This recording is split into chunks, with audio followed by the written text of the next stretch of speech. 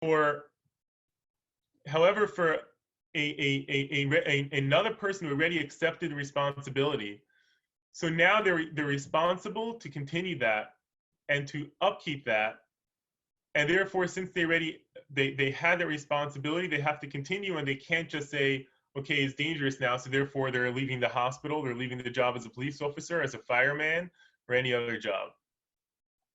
Before we continue, I just want to mention that if anybody wants to put in any input or any questions, just to open the chat is open already, but anybody could open it on the sidebar and can put in any comments, questions, or anything else.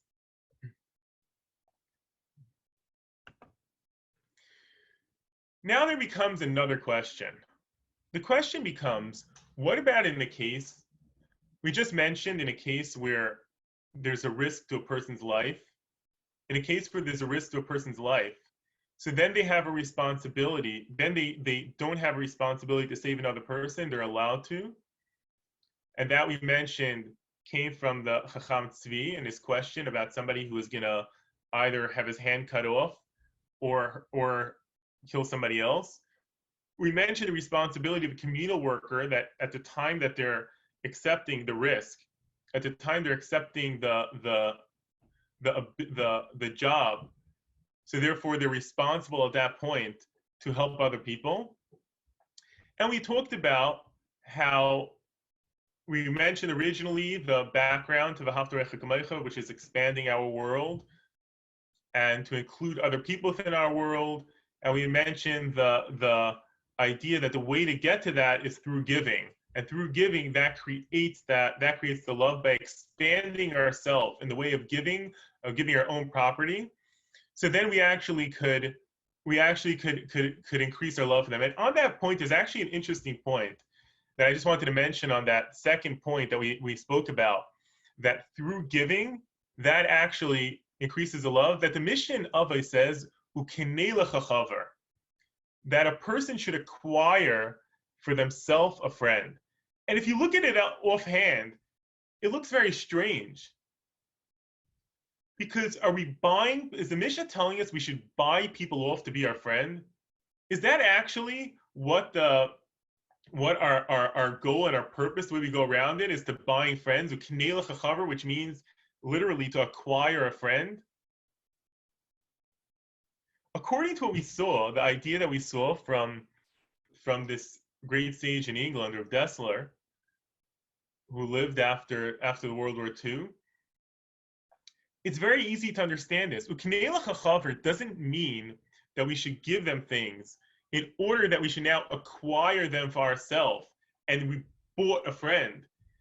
It means that how do we get towards friendships? So we mentioned before from Rav Dessler that the way that we get towards friendship, the way we get towards loving other people is by giving. Because by giving now, whatever we gave became that something that was part of my world, something that was originally mine, he gave over, and he expanded his world by expanding. He put time into acquiring that item. He put thought into that item. And now that he passes it over to somebody else, that person becomes more part of their world. And therefore they expanded their world to be able to more likely have love to the other person through giving.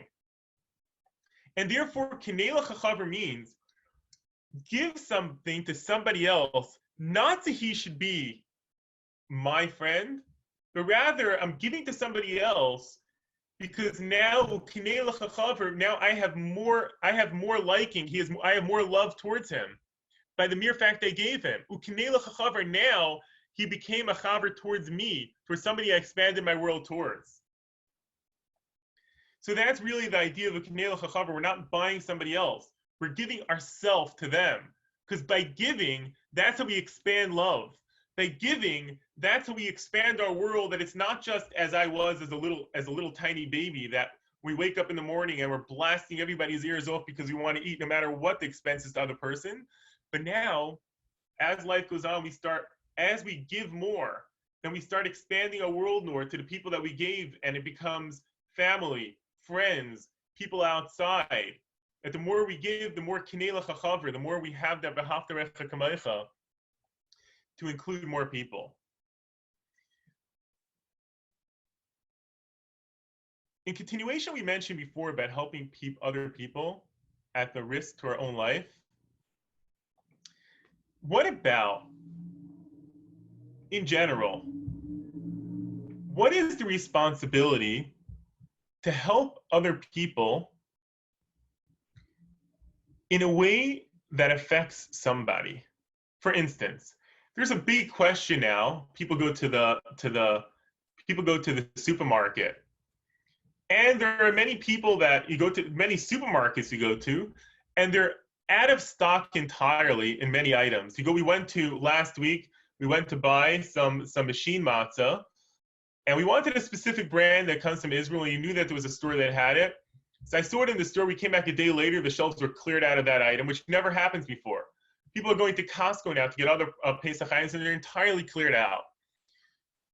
So you see that there are people that when they get towards the cash registers, and people are extremely stocked up on one Pesach item, clearing it out, but it's not something we necessarily even need ourselves. And you find many people that are basically walking over to them and say, would you please leave for somebody else? Is that right or wrong? So let's take it a step back first. What is our general? Do we have a responsibility to help other people? We found that we have a responsibility when somebody's donkey is going down. We found that we have a responsibility if somebody's life. But we know there's a classic mitzvah of chesed, which a classic mitzvah of chesed tells us that it's our responsibility to help other people. But now we have one more factor. The one more factor is that we're going to hurt somebody in order to be able to do chesed for all those other people. So what do we say about that? How does it go in the realm of hurting one person to do chesed for many people who this person is just, I guess some people would call it hoarding. We don't necessarily even know that. Might have to download that they're just having a lot of guests. But even assuming that they are essentially hoarding that item, but if we walk over to them and say, hey, first of all, they're not going to put it back anyways, even if somebody walks over to them and says, hey, won't you save for somebody else? But if assuming that we can actually go back and there is a limit, and we can tell the manager, hey, they're going past the limit. So do we have that concept? I mean, we could go even a more simple case. A more simple case is that somebody we know that has a coronavirus and therefore they're supposed to be secluded within their house. And we see them now just walking down the street back and forth, right? I'm just looking outside my window right now. And it's interesting how all the photos of Bay Street show an empty Bay Street, an empty district, all the districts, the business districts. But when I look outside my window, it's interesting how my neighborhood turned into the Bay Street because everybody's stuck at home and they're all walking back and forth. Today's a little bit of a more cloudy and rainy day, so there's not as many. But if you look on a Sunday morning, I always say that Bay Street is right now on Gwinnett Avenue because everybody is outside running, jogging, biking, playing hockey in the street. And then one of these people we see is somebody that was actually, hypothetically, is somebody right there now like that, but is somebody that had the coronavirus. Do we have a responsibility to report them in order to save other people? So the truth is that we know that, as we mentioned in the last class, that Mahu Af'ata gives this responsibility. That the question was, it says, how do we follow Hashem? Hashem is a burning fire. So the Talmud in Sota we spoke about last week said that our responsibility is to follow Hashem in chesed, in doing good towards people. That is our responsibility, to expand our world to help other people, but the Gemara does not mention a word about judgment, that we have a responsibility to hold people accountable, to be able to enact, to be able to enable judgment. The truth is that we find a very interesting fact about Avram Avinu, Abraham, our forefather, that when Sodom, it was time to be destroyed because of all the evil they did. So God comes to Abraham and he says that I'm destroying Sodom, and Abraham says, no, maybe there's 10 innocent people, maybe there's 9 innocent people, 8, 7. And the question becomes, God just said they're an evil person, they need to be judged. We need to get them off the face of the planet. Why is Abraham praying for them? So the Maharal connects that Gemara we just talked about, and he says because a person's responsibility is to do chesed. A person's responsibility is to help other people and that way be similar to Hashem, but it's not our responsibility to do judgment. It was actually interesting that after 9/11, when the U.S. went into Afghanistan, people were asking them, why do you believe that's your responsibility to be a policeman of the world? And this was on a talk show. One of the generals, he said that no, it's not our responsibility to be the policeman of the world. It's God's job to do judgment, but it's our job to get him there. But the truth is that if it comes at the ability to protect somebody else's life, like in that case, they're going to go kill somebody else. So in that reality, in that case, so then it's true. They might have the responsibility to protect them and to get rid of that person, but not in a case where nobody's being actually affected now. But let's put that into clearer terms. Where do we find in general a responsibility to help other people at the expense of making an argument and making a fight with a single person? And the truth is that we find this by Moshe Rabbeinu, by Moses. Moshe was running away from Parai. He was escaping Egypt. And he gets to a well. He gets to the well, and he sees over there that there are a lot of shepherds that are all spread out. They're all in different places. And then he sees a bunch of girls being attacked by being berated, whether it was emotional abuse, whatever it was, by these many shepherds. And Chazal tell us, our rabbis tell us what happened is that Yisro at that point was one of the high figures, and he had basically made a proclamation against idol worship. But Moshe didn't know that. He just saw that they're being attacked and by many people in the city. It probably was more verbal, whatever it was. And Moshe ran in and he helped those girls. They ended up coming home and they told their father about the story. And he said, "Where is this person?" And they brought him home, and he ended up marrying Zipporah. Shamshul Hirsch says, he says, what's going on? Moshe is walking in. He ran away from Egypt. He's in a city far away from his house. He just went down now to, for some reason, somebody had to take a trip from Canada, and they end up in Missouri. And in the middle of Missouri, they get to this lake, and they see a bunch of girls being verbally attacked by people over there. Where'd he just come from? He has no connection to the place. Why is he getting involved? Says Samson Raphael Hirsch. He was one of the great sages that very much upheld the Torah in Germany. And says Samson Raphael Hirsch that a person has a responsibility to take care of people that are being hurt. Take care of people that can't defend themselves. And this wasn't the case that Moshe was afraid obviously of his own danger, or he might have been a little bit of a danger. We said that there's no responsibility, you mentioned from the Chacham Tzvi, there's no responsibility when there's a danger we don't have the responsibility when there's a danger to put ourselves in danger to help another person, but a person can, and that's what we explained, the medical workers that need to. But he says when there's a person that doesn't have the ability to defend themselves, then it's our responsibility to help them. And therefore, in a case where somebody is going out and they're affected by the coronavirus and they're walking through the streets, so we can personally avoid them because we know who they are. But if a person is attacking other people and they don't have the ability to defend themselves simply because they don't know that person has the virus, that person is contagious.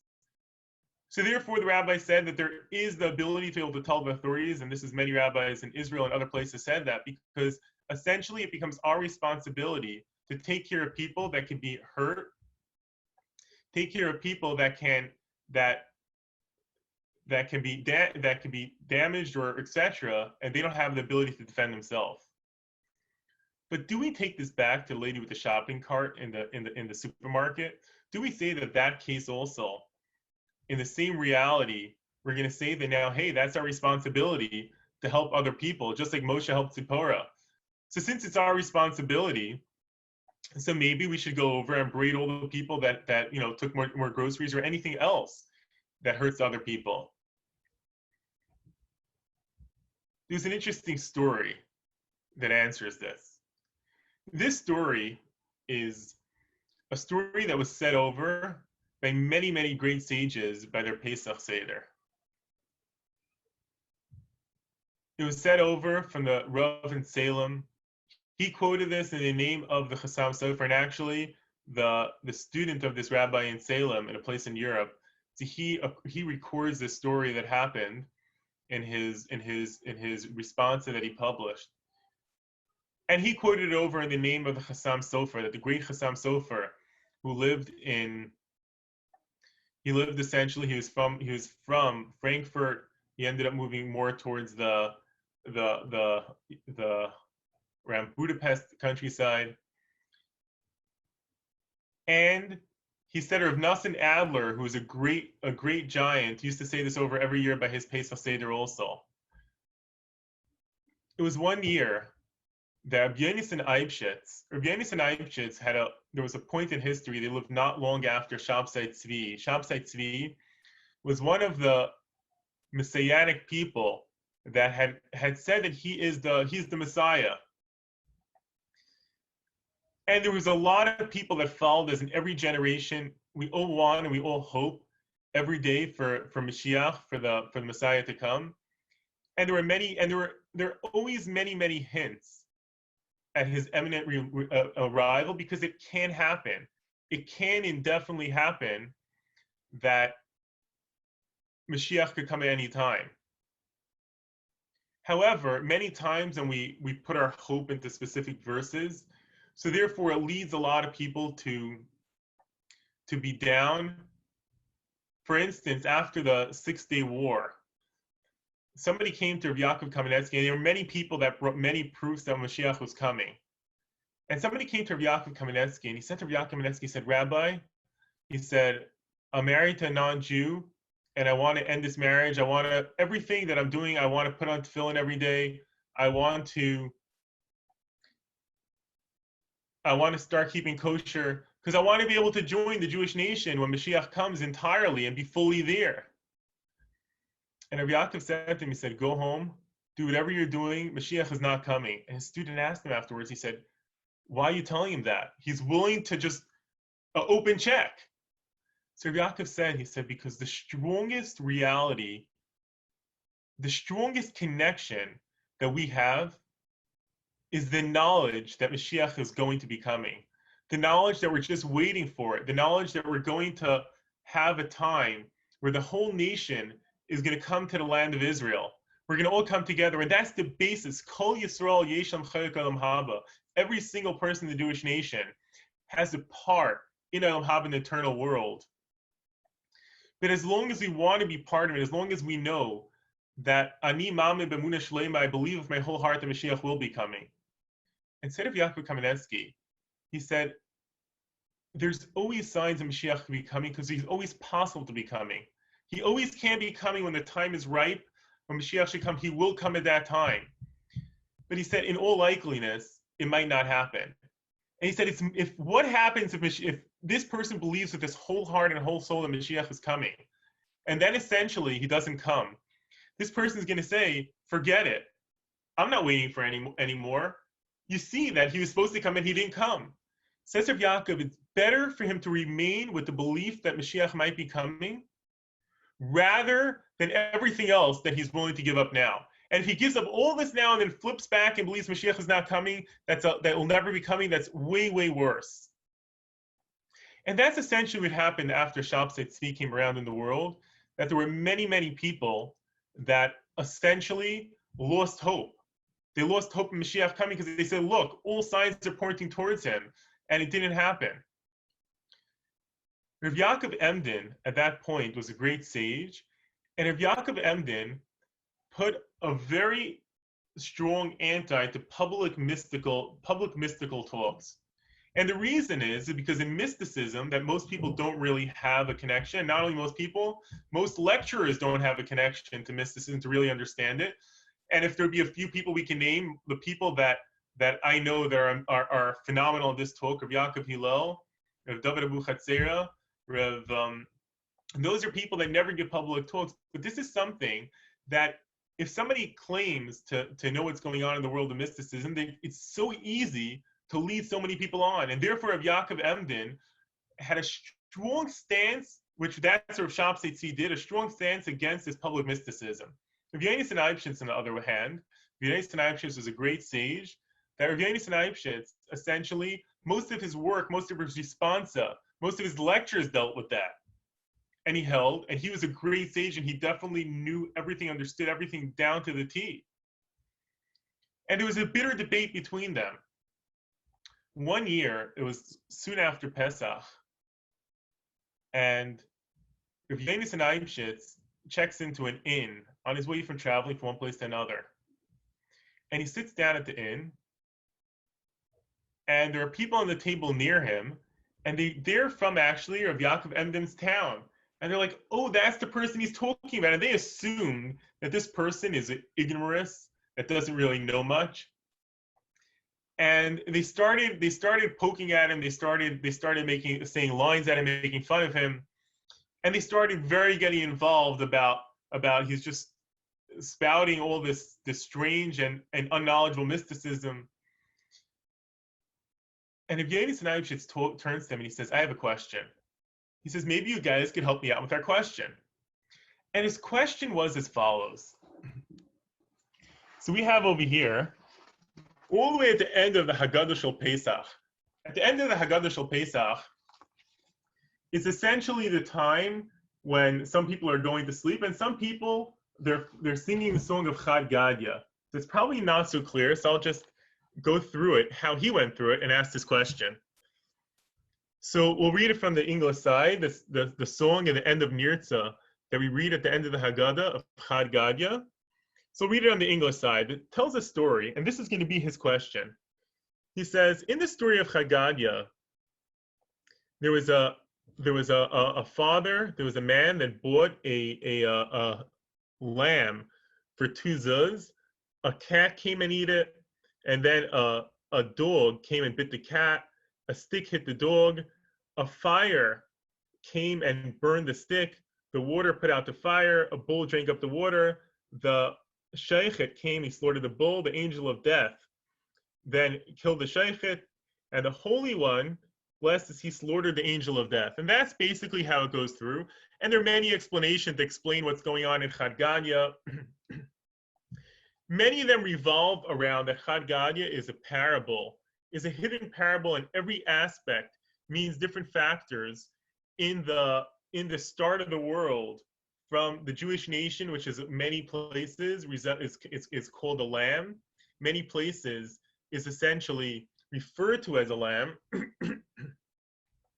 And then it goes through it really according to the timing of the nations until Hashem comes at the end of days, and he slaughters the angel of death, which the Talmud tells us is going to happen when people live eternally. Rav Yonasan Eibshitz is asking the following question. He said, okay, so there was a goat, and the goat essentially did nothing wrong. The goat was just an innocent goat bought for 2 zuz. A cat came and ate the goat. So that means that the cat essentially did something wrong. Because why is the cat coming and eating the goat? The goat was just an innocent goat. Well, according to that set of Yonasan Eibshitz, then the dog was right. He was right for biting the cat, because the cat went and for no reason whatsoever attacked the goat. If the dog is right, then the stick was wrong for coming and hitting the dog, because the dog was right for coming and hitting the cat for what he did. Well, if that's true, and that the dog was right and the stick was wrong, then the fire was right by the fact that the fire burnt up the stick, because the stick had no place attacking the dog that was right for attacking the cat. Well, if that's the case, so again, we said the goat is right, the cat is wrong, the dog is right, the stick is wrong, the fire is right, so then the water is wrong for putting out the fire because the fire was right. Well, according to that, the bull is right, the shochet is wrong for coming and hitting the bull, the angel of death is right, and then according to that, why is it saying that HaKadosh Baruch Hu, the Holy One, blessed as He came as Lord of the angel of death, if the angel of death was right according to this parable? And he says, and it can't be that he was wrong, because it says, Tzadik Hashem d'chol derachav. Hashem is just in all His ways. So Rabbi Yonasan just looked at them and he says, you know where the story changes? All this that I'm asking you is according to the assumption that the dog was right for attacking the cat that ate up the lamb. He said, but the dog wasn't right. And that changes the entire calculation until once the dog wasn't right, then HaKadosh Baruch Hu is right for attacking the Malach HaMavis that was wrong in that. He says, why is the dog wrong for attacking the cat? Says Rabbi Yonasan, because it's true that the cat went and ate up the lamb. But at this point, there's nobody directly that's being hurt by this circumstance. There's nobody right now that is in front of us that is being hurt by this cat. Yes, in a case where the cat is hurting other people, so then we see like by Moshe Rabbeinu, then we have the responsibility to defend the person that can't defend himself in the light of other people. But in a circumstance where there's nobody in front of us that's directly being hurt, then it's not our responsibility and it's not our place to get involved. And even though there's the concept of justice that we have in our mind, and therefore these people are saying, oh, so justice is that Rav Yaakov Emden is right and Rav Yonasan is wrong, and therefore they're attacking. He says, yes, whatever we think about it, but it's not, justice is essentially not our responsibility. And if we think, okay, so I'm going to go ahead and I'm going to berate this person, and whether or not, I don't even know if there's anybody coming to the store that needs necessarily this product. Maybe yeah, maybe no. Maybe I can assume there is. Maybe they're getting more in. But why is a person doing that? Because a person says, well, I am the voice of justice. Says Rabbi Yonasan that the voice of justice is not our responsibility. Our responsibility could be the world of chesed. And therefore, if there's a necessity of chesed, like the daughters of Yisrael, that were standing around the well and they were being hurt, so therefore chesed says, help the person that's being hurt, help the person that's being affected. However, in a case where there's nobody essentially that we see in front of us that's being hurt, it's just the voice of justice as these people on their in that are berating Rav Yonasan, and they're saying, why are you going and teaching mysticism? But there's nobody in front of us that we see that is being hurt. The voice of justice is not our responsibility. And that's exactly why we mentioned by Avram Avinu, by Abraham, our forefather, he prayed for Sodom. He prayed for the land of Sodom. And even though he knew that God said they deserve, the voice of justice is that they deserve to be destroyed. But we saw that in Mahu Af'ata, to be similar to God is not in the realm to be similar in the voice of justice. The Gemara the Talmud only gives us an expression of the Haftal Recha Kamaycha to be similar, that just like God, essentially, he is the place. And what does it mean that he's the place? That means he made himself, in a sense, compacted himself. Instead of taking up every spot in the universe, he made it an ability for us to come into the universe. He expanded himself.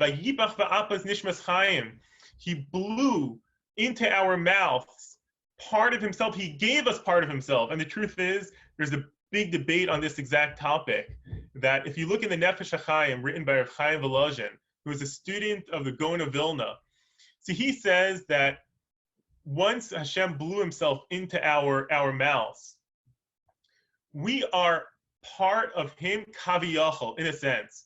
If you look into Tanya, which is essentially what Chabad will go by now, he says that a person is a chelik, is a part of Elikam Mima'al.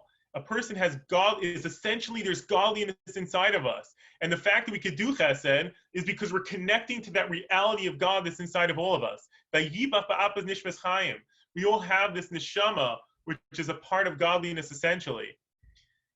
And just like he gave to us, he blew into our mouths and he gave us this neshama, he gave us part of himself. And then he expanded himself towards us. And we find that there's V'ahavti eschem Amar Hashem, that I love you, the Jewish nation. We connected, and that's exactly the story of Pesach. The story of Pesach is that story of Shir Hashirim, the story of the Song HaSongs, which is the story of the relationship, which is between us and between God after he gave us. So we also have that Mahu Af'ata, that responsibility and that ability. It's more of actually an ability to responsibility, because animals and everything else don't have that ability. They don't have that ability to be able to expand themselves to others. They weren't given that. They weren't given that vayipach ba'apav. They weren't given that ability to be able to expand themselves to others. But we have the ability to be givers.